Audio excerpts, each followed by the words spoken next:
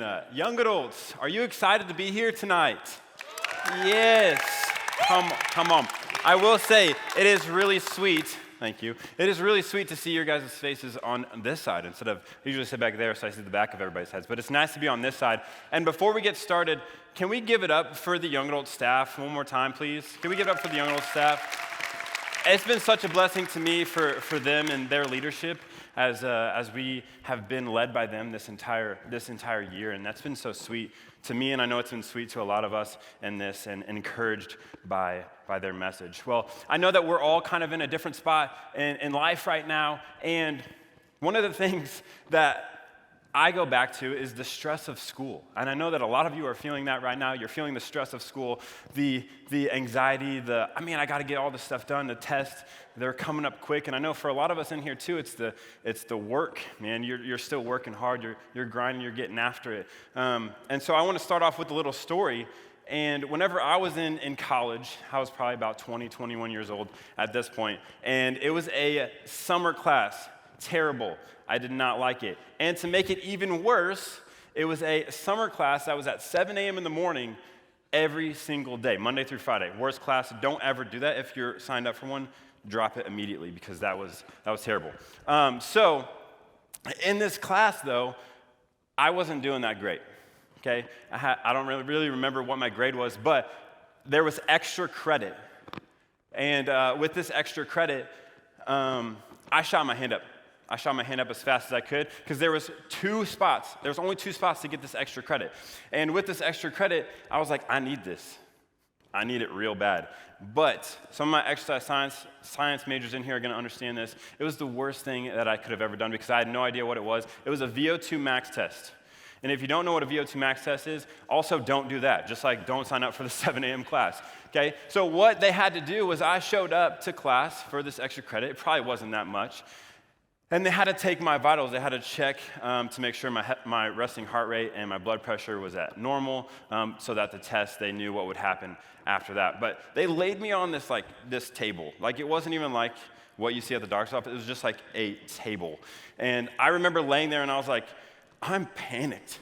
Like, they were taking my blood pressure, and it was like skyrocketed. I mean, probably 140. Same with my heart rate. It was like almost 100. And they're like, we're just going to have to guess at what your actual resting is. And I'm like, that's good because I'm so nervous. And so I get on this treadmill, and a treadmill is fine. Like, a treadmill is easy. You put it on 2-speed, you start walking, like, that's easy, right?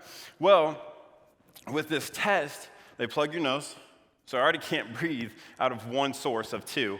And then they put a tube in the other one, and then as the test goes on, you have to meet 3 requirements for said test. I can't even remember the other 2, but I know that one of them was your max heart rate, and at the time it was 200.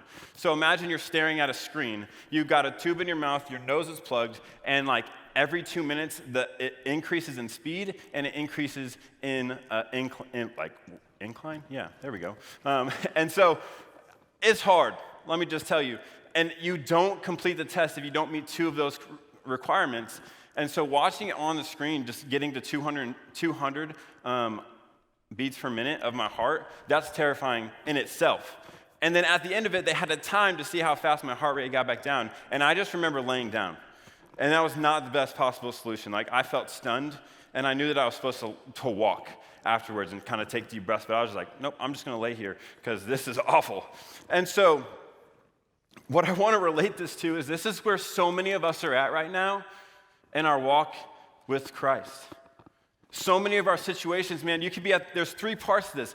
You could be where I was at, laying on that table, and you're stressed out, you're anxious, you're nervous about something that's not even happened yet, and it's in the future. Maybe that's an internship, maybe that's a new job, maybe that's, I'm trying to figure out what's happening next, and your heart rate's skyrocketing. You're anxious, you're nervous, you're worried. And then you could be in the midst of it where a lot of us are right now, where you're like, man, my job is so hard, I've been doing it for so long, or you're at school and you're stressed out about it's a go time. Like, I got to study, I got to get after this. If I get past this, then we're good. And then there's some of us who are like, we just don't know what to do. We're just stuck. We're stunned. We're feeling mediocre in our walk with Christ. And so if that's where you're at tonight in one of those 3 spots, man, it's hard. and I understand it. And tonight's message is all about how do we remain faithful and how do we remain continual in our endurance, okay? And so before I get started and before I jump into this, I want to pray before I read the scripture so that way that we can be ready and in the right mindset, because I want us to lay down anything that is stressing you out right now as you are where you're at in school or in work or kind of just in a middle ground. I want to pray before we get into it. So, dear God, thank you for tonight. Thank you for this opportunity to be up here. I pray that you would step me aside and that your word would be heard tonight. You would pierce through the hearts of these young adults tonight, and whatever they need to hear, man, I just pray that you would speak to them. Whatever is said in your word, I pray that that is what is spoken to them tonight, Lord. And so we're so grateful for you and we're thankful for you. In your name I pray. Amen. So we're going to be in 1 Corinthians 9, 24 through 27. And so if you want to open your Bibles there, we're going to go ahead and get started. So in verse 24, it says, "Don't you realize that in a race everyone runs, but only one person gets the prize? So run to win. All athletes are disciplined in their training. They do it to win a prize that will fade away. But we do it for an eternal prize. So I run with purpose in every step. I'm not just shadow boxing. I discipline my body like an athlete, training it to do what it should. Otherwise, I fear that after preaching to others, I myself might be disqualified." And so the first point, there is one main theme, and then there is 3 subpoints that I have for us tonight. And the first one is remain continual. Remain continual. And what I want to note about this is I want you to write this down, and if you're taking notes, remain continual, but remain continual in your faith. Remain continual in your walk with Christ. And what I want to note about the word continual is that it means without interruptions. And so I think a lot of us are in here and we're walking in our walk with Christ. And there's this thing that keeps getting after us. And what I want us to hear tonight when I go through each point that starts with remain continual is that without interruption, that is sin. Sin is always going to be the thing that interrupts us from the path that we are on in following Christ. Sin is always going to be the thing that interrupts us as we do these things. So I want you to be reminded of that as we go into the 3 points that are going to be practical ways for us to continue in that endurance as we go through our daily lives.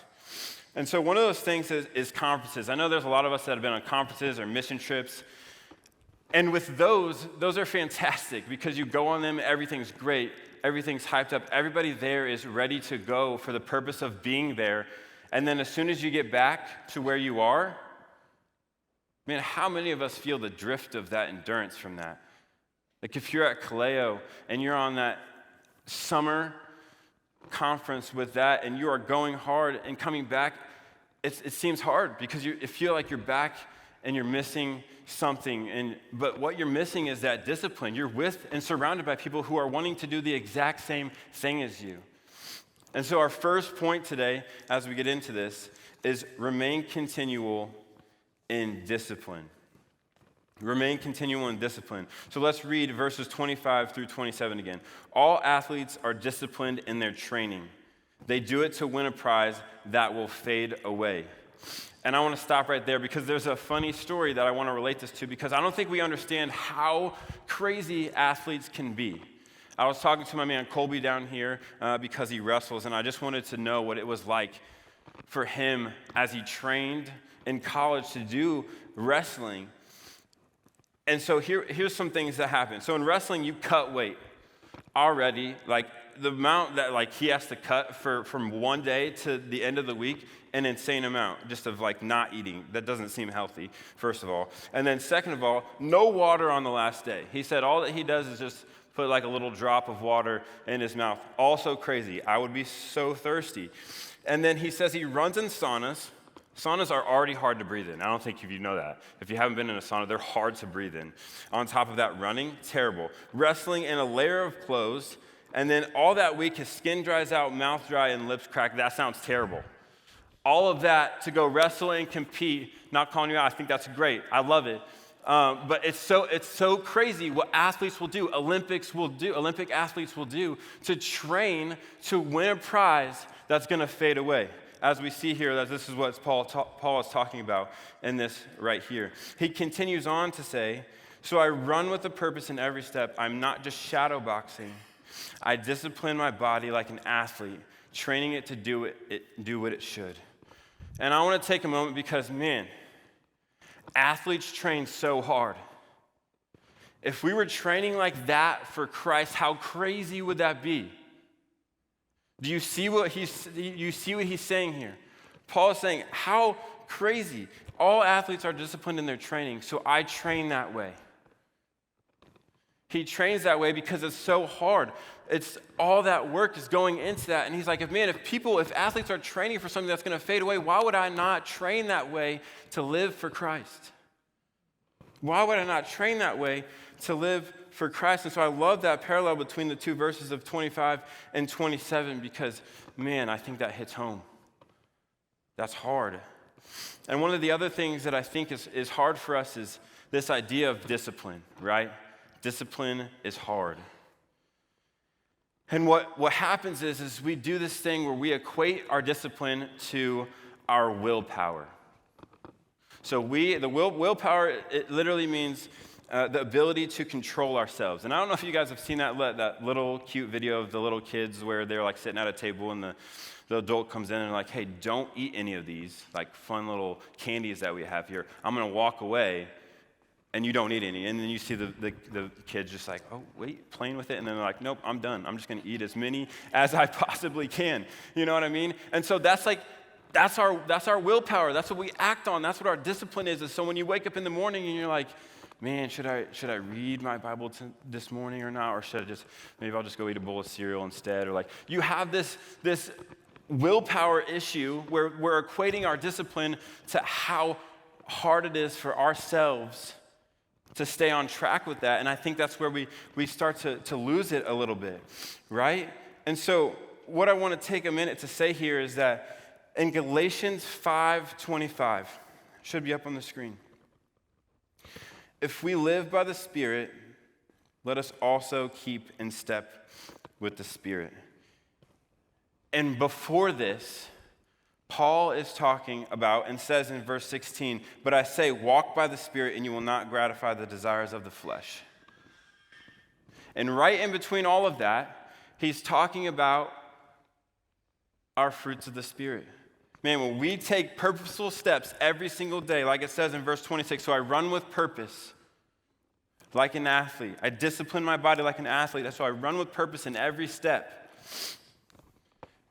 What Paul is talking about is, man, we equate that to discipline and our willpower, but what he's saying is, man, I walk purposefully every single day in the Lord, and what does the Lord give us?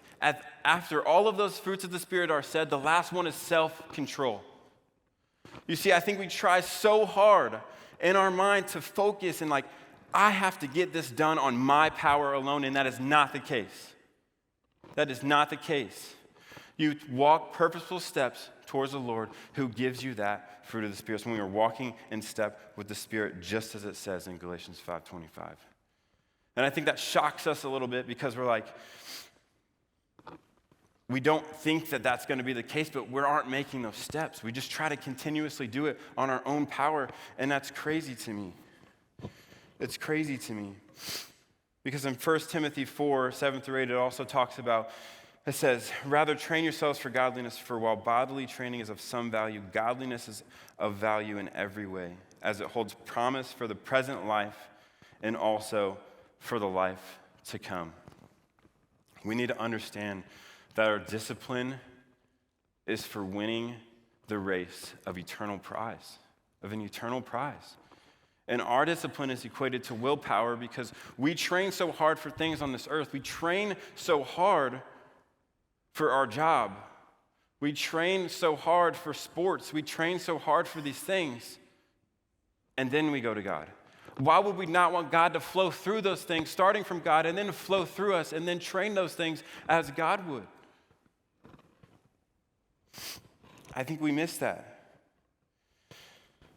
I don't know if you guys like hiking. I like hiking. I think some of the guys on here will kind of get mad at me because I didn't go on the last hiking trip that they went on, but it's fine. With hiking, you're going on a trail. Say you're by yourself. And I don't know if you know this, but when you're hiking, right, you're walking, you're usually looking down at the ground.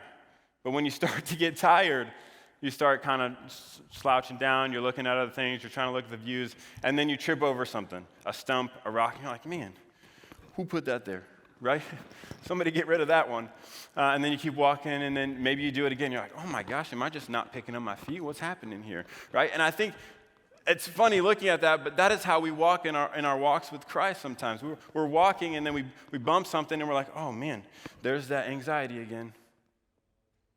We walk some more and like, oh man, there's that worry. And we start giving it focus. And we start looking at it. And I think so often we do this stuff alone. And we need to realize that when we're hiking and when we're walking, where are we paying attention? What are we paying attention to? Because like it says in here in verse 26 again, so I run with purpose in every step. It's not every couple. It's not after I walk a mile. Every step. Because what happens when you don't walk with purpose in every step, you trip up. And guess who's right there? The enemy is right there to attack you. It's crazy. It's crazy. And so I think oftentimes we think that we have to do this alone. A lot of times we feel like we have to do this alone, but not only is God in it, but for our second point, we need to remember that we need to remain continual in community. And so whatever this looks like for you this summer as we go out into our different ways, remain continual in community. It is so important because in verse 24 and 25, let's read verse 24 and 25. Don't you realize that don't you realize that in a race everyone runs? Everyone is running in the race, but only one person gets the prize, so run to win. All athletes are disciplined in their training. They do it to win a prize that will fade, but we do it for an eternal prize. Going back to the hiking analogy, because it's not over yet. What's going to happen is now instead of walking alone, you're walking with people. Say that there's someone in front of you and there's someone behind you. The person in front of you is walking, they trip over it, and guess what they get to do? They turn around and they say, hey, watch out for that. Man, that is discipleship. That is mentoring people. That is walking in front of the person and saying, hey, listen, watch out for this. I already tripped over it. I've already stumbled over it. Don't miss that. I don't want you to mess up like I did. There's encouragement in that. There is comfort in knowing that somebody else did it, you're not alone in it, and they can encourage you in it. And guess what you get to do? Somebody encouraged you in that. You turn around and say, hey, watch out for that, right? There it is again. And I think we miss that purpose, is that we feel like we're in it alone and we're walking and we're hiking and we're doing the walk of in our faith alone. But man, do it with people around you that have been there, older. You can encourage younger people. Don't miss that. And same with Olympics. Olympic runners or marathons, like they have a team around them.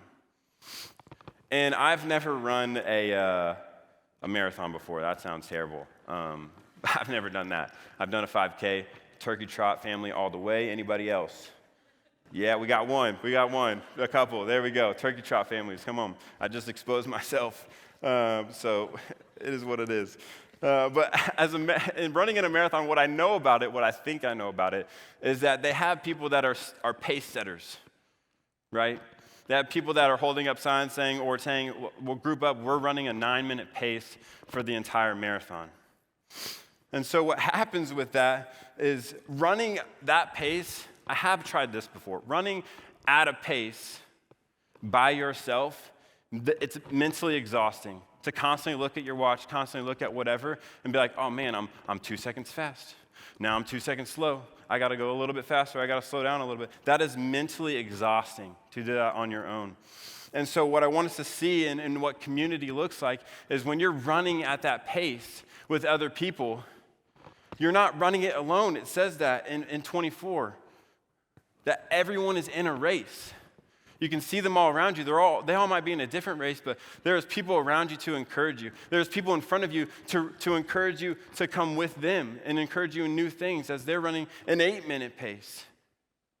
And there's people behind you to bring up and encourage you and to encourage them on their way up in their faith. And I don't want us to miss that because we act like we are all in it alone and that nobody else struggles. Can't tell you how many conversations I've had where it's like, oh man, you struggle with that too. That's so good. That's so good to know.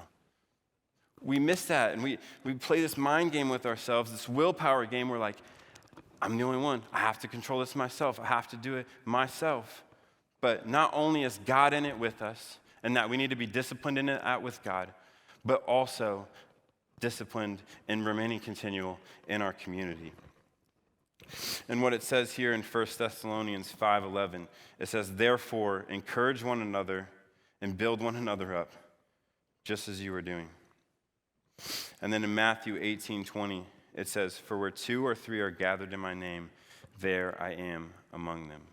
And I don't want us to miss this because I know that a lot of us are going on different paths, and a lot of us are on different paths. Find that community where you are. Get plugged in. If you've gone home for the summer the last 4 times and you haven't found a church, man, go home, and I would encourage you to find a church back home. Invest in it this summer. Get plugged in with people. Because the last thing you want to do is, wherever you're at in life, is to do it in isolation. Because isolation is where the enemy sits, and he's there to attack you. Don't miss that. Remain in community wherever you are. And for the last point that I have today, remain continual in God's presence and under God's plan. Remain continual in God's presence and under God's plan. How easy is it for us to step outside of God's plan? We're walking on the path, and you choose to go this way instead. And when you're hiking, there's already a path there. Why would you not walk on it? We choose to go off on this harder path where now we're having to cut through weeds. Maybe you got poison ivy. It's rough. And then we have to find ourselves back on that path again. Verse 25. 1 Corinthians 9, verse 25. It says, all athletes are disciplined in their training. They do it to win a prize that will fade, but we do it for an eternal prize. This is God's plan. We do it for an eternal prize, and I don't want us to miss that. I think so oftentimes we tell ourselves, and we have this mindset where like, my plan's better, God. My plan's better. I know that there's these different things going on, but I know that I want to do this, and that's better than whatever you might have for me, and we know that that's not true. We exhaust ourselves to no end over and over again to try and run and be ahead of what God is doing, but God already knows. So stop exhausting yourself. If you're sitting there like I was on the table freaking out that I have to take this test that I don't know what it's for or what to do. And wherever you're at in life, maybe you're stressed out about going to do something for the summer, or you haven't found that internship again, or you're looking for a job, or you're going back home with family and family's hard. Lean into it. Lean into God. Don't worry about so far in advance when you can stand right here in God's presence.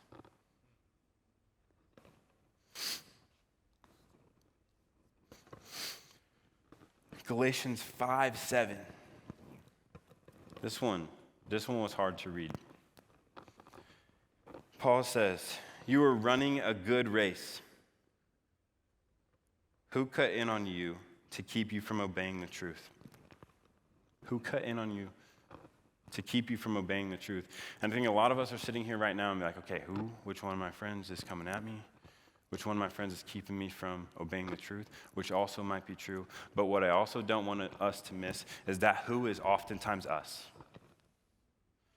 That who is oftentimes us, because just like we go back to that discipline, that willpower, we try to do it on our own, and we get in the way of ourselves from obeying the truth. We get in our way so often. From the minute we wake up to the minute we fall asleep, we get in our way. Man, would you pray just to ask God to step you aside and sit in his presence and under his plan?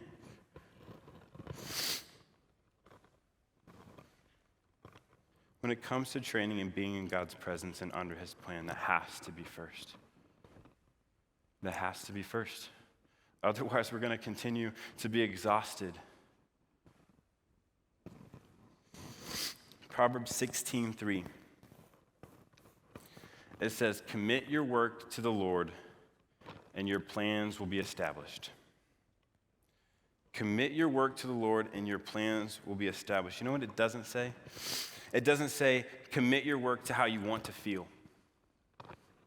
It doesn't say, commit your work to what you can gain from it.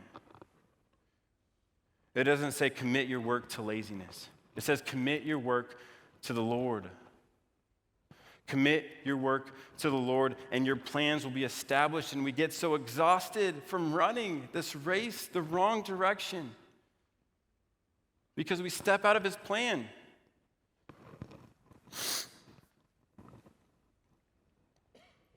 Are you running like you are winning the eternal prize? Or are you running for the prize that perishes? Which one are you doing tonight? And all three of these points are to encourage you that, man, if we stay in God's presence, it's good. If we're disciplined and we step in line with the Spirit, God's going to give us the fruit of the Spirit to go on with our day. Man, if we try to do it alone, it sucks. It's hard. Do it with people around you to encourage you and build you up. Maybe you're in here tonight, and I'm going to read Hebrews 12, 1 through 2. And maybe you're in here tonight and you're tired of running the race. Things are hard. It's the same things over and over again at your job. You don't feel like what you're doing is good enough. Hebrews 12, 1 through 2 says, "Therefore, since we are surrounded by so great a cloud of witnesses, let us also lay aside every weight and sin which clings so closely, and let us run with endurance the race that is set before us." Before I get to verse 2, man, would you be disciplined? Would you remain continual in being disciplined? Would you remain continual in your community? Would you remain continual in his presence, always looking to Jesus? Because in verse 2, it says, looking to Jesus. Lay aside every weight and sin which clings so closely. Let us run with endurance the race that is set before us, looking to Jesus, the founder and perfecter of our faith, who for the joy that was set before him endured the cross, despising the shame, and is seated at the right hand of the throne of God. Man, how sweet. How sweet. We have endurance because we have a God who sent his son Jesus to die on a cross to take every weight and every sin which clings so closely so that we can run with endurance. But we miss it. We miss that. By all the other stuff that we think is more important, by all the other stress, by all the other anxiety, the worry, the frustrations. Man, when we look to Jesus, look to Jesus in whatever moment you have going forward as an encouragement to this summer. Look to Jesus, who has taken all the weight and all the sin away from us already. All the stuff that we constantly worry about and we're constantly in, man, give it to Jesus.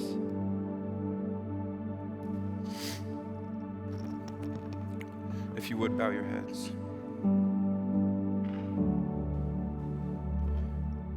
As you sit here tonight,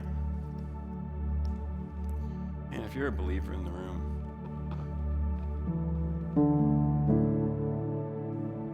look to Jesus. And whatever is going on in your life, would you look to Jesus? Let it go. Let the sin go. Stop letting that be an interruption. Man, remain continual without that interruption of sin. Let the weight go, because we have Jesus who saved us from all of that sin and all of the brokenness that we let bring us down. Look to Jesus. And if you have never accepted Christ into your heart, man, would you do that tonight? Feeling all that weight and that shame, man, would you accept Jesus tonight? And it's nothing crazy other than accepting and believing in your heart that he died for your sins. And so in a moment, I'm going to pray, and if you would and you want to, please accept Jesus into your heart. And I'm going to pray, and I just want you to repeat those words. Dear God, I know I'm broken. I know I have this sin. But I believe in my heart that, God, you sent your son Jesus to die on a cross for me. And that through you and accepting that free gift allows me to be set free in you. Amen. We're going to have people up front. And if you're stressed out, if you're worried, if you're frustrated, come pray. We're all about to go somewhere different, and maybe you're staying here this summer, and maybe you have something else going on, but come pray. We're going to have people up here to pray for you, and they would love to pray for you. Man, if you want to bring your friend up, or your friend is struggling, come pray with them.